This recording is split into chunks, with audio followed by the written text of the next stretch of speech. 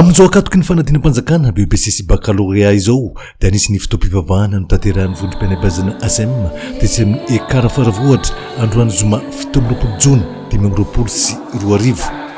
izany dia natao ho fisaoran'Andriamanitra no ny fahavitan'ny tao-pianarana 424 sy fitsofan-drano ireo mpianatra hiatrika fanadinana hoy ny talian'ny koro ASM Amit. Fomba fanaon'ny ASM hatramin'izay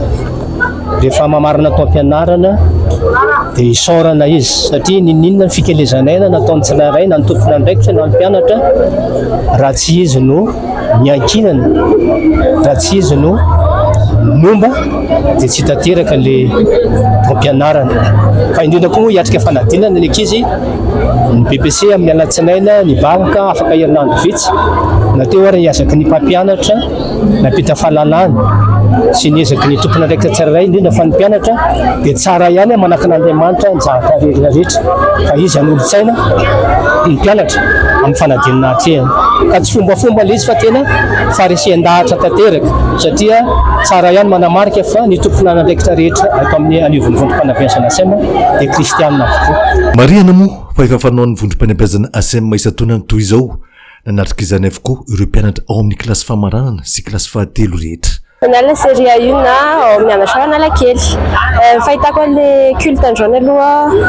feno tsodrano aloha zay zava-dehibe ny tsodrano aminay ary tena ilainay tsodrano avy amin'ny ray aman-dreny dia tena feno zay dia isaorana anareo manokana, isaorana ny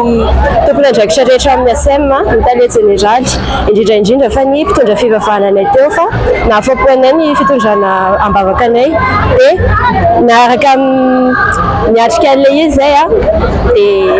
oreharehanareo zany zay hiezaka izay anao tsara avy aminay dia tsy hanala baraka anareo koa.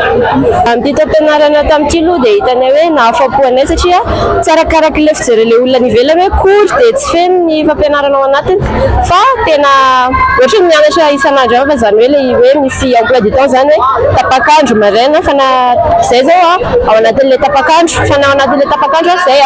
feno foana fampianarana azinay feno fanazavana azinay dia mahafapo anay zany. Sai mitozy dia culte anay androany tena tsara ho zany tsara fandraisana rehetrarehetra dia sady nazotsodrano tsara be koa zay dia tsara be daholo mpampianatra talie na tsy teo ary talie lehibe fa tsara be foana. Mpianatra anatotosa ny fanadinana atoato itoky aminy izany fanavaozana